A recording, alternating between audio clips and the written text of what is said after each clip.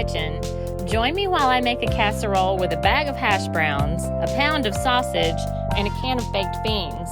And believe it or not, your family's gonna love it. Let's see what we can do for $9.42 on Renee's Kitchen. Hey, welcome to Renee's Kitchen. I'm cooking for Barnabas Vision today, and we are going to make an economical all-in-one casserole for your family. And I figured out the cost, and it is $9.42 plus tax if you use Great Value products and Tennessee Pride sausage. So the name of this is Piggy Beans Quick and Easy Casserole. I call it Piggy Beans because it's got sausage and it's got baked beans in it. But we're gonna start with the bottom layer, and that is like a really yummy hash brown casserole kind of layer. So I've got my hash browns. They didn't have the Great Value brand at the store, so they sent me these. The Great Value brand, they have some that aren't shredded. They're diced, and they have peppers in them, and that's really good. It's a little bit bigger than this bag too, so it'll even go farther. So you're just gonna dump that into your bowl, and then you're gonna add the same kind of stuff that you would add when making like a regular hash brown casserole. A can of condensed soup, any kind you want. This is cream of chicken, but you can use any kind. Cream of celery, cream of mushroom, any of those will work. Put that down in there. And then 8 ounces of sour cream. That down in there. It's gonna be so creamy and good. And some salt and pepper. This is half a teaspoon of salt and a 1/4 teaspoon of pepper in this. And I'm just gonna sprinkle it into this big pile of delicious looking creamy potatoes. All right, let me check to see if there's anything else that goes in here. Nope, potatoes. Oh yeah, one more thing. Melted butter. This is 1 stick of melted butter. Margarine, actually, because it's a little bit cheaper than butter. So a stick of melted margarine. All right, I'm gonna grab a spatula and kind of just turn that and get it mixed in.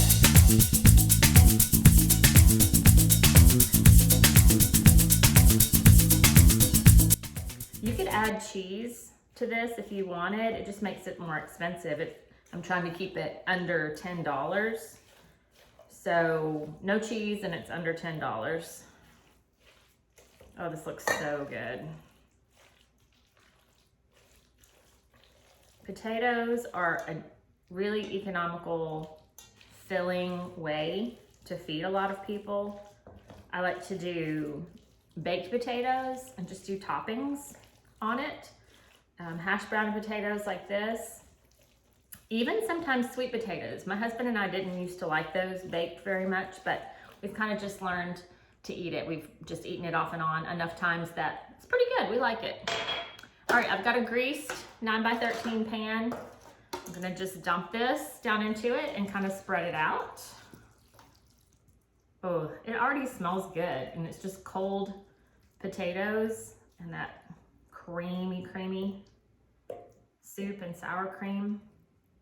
Salt and pepper. Potatoes need salt, so you don't want to skimp on your salt when you're doing potatoes. It will not taste good. It'll taste like nothing. So the soup is kind of salty, and we added some salt. That's going to help. I'm just going to scrape this spatula so we get all that yummy goodness. All right, and that is the base of our casserole. That's the most work, and it's like 4 minutes in. We've got the base of our casserole done.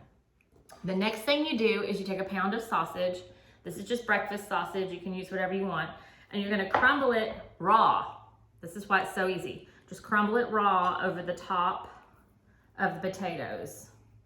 Now, if you get a really cheap sausage that's not Tennessee Pride or Dean's, it may have a little more fat, maybe a little greasy, but this is not gonna be too fat. Tennessee Pride will just put off a little bit of fat as it cooks, and that'll make the potatoes taste even more delicious. because fat is flavor. This looks so good. So I'm just tearing it into like little pieces, like you can see that size.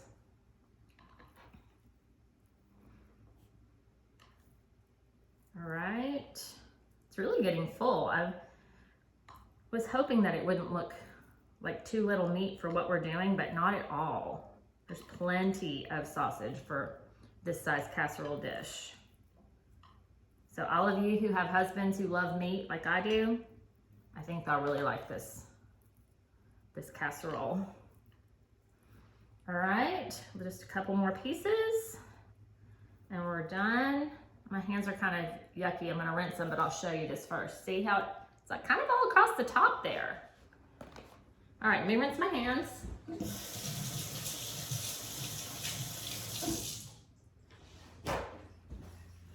All right, and now is where you get to be creative and add whatever you want.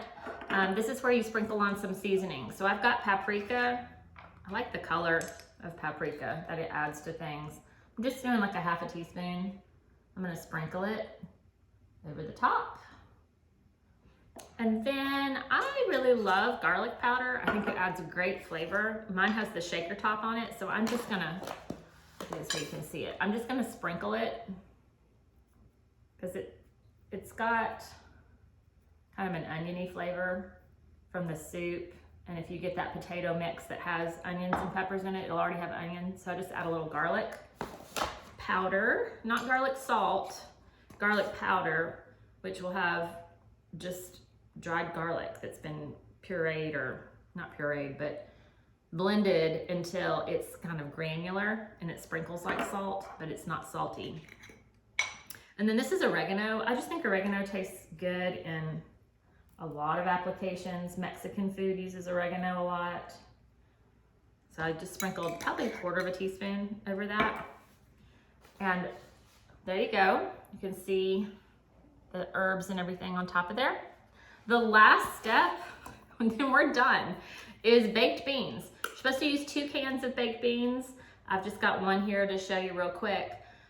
These are Dr. Pepper baked beans. They're like $1.50 at the store. So they're gonna be more expensive. I love the flavor of Dr. Pepper baked beans. They're kind of tangy and sweet, and I thought they'd be great in this application. You don't even have to drain them. You're just gonna spoon them over the top of your casserole. But if you were wanting to save money, or maybe you wanted to do cheese and still keep it under $10, you could use, great value baked beans that are 50 cents and then use the cheese, and it would come out about the same, because these are kind of expensive. If you're looking at spending 50 cents versus $1.50, that's 3 times as much. So I'm just using that spoon that I used to scrape the cream soup up, because it's less mess to clean up. One less spoon to throw in the dishwasher or to wash. So I'm spinning this 1 can of beans over, and you can still see the sausage. You can use an extra can of beans if you like a lot of beans, or if you're trying to make it go farther. It does call for 2 cans. This was a recipe that I adapted from one I found online. It's for college students who are generally short on money, generally short on time, and don't have a lot of experience cooking. It's kind of a foolproof recipe. You saw how simple it is. We are like just about 10 minutes in, and it's ready to go in the oven. Oh, this looks so good, and it smells good. It's gonna be savory with the sausage and sweet and tangy with these beans. Yum. This looks really good, and it smells really good. So there you can see, there it is on top. You're gonna cover this and bake it low and slow, 350 for about an hour, even up to an hour and a half till it's all bubbly and baked through. Those potatoes are frozen, so it's gonna take a good long while to heat it all the way through and get it good and melty. You could top this with cracker crumbs, potato chip crumbs, or cheese of some sort if you like cheese. I think cheese makes everything better. But $9.42, Piggy beans casserole. Try it for yourself and let us know what you think. Thanks for joining us.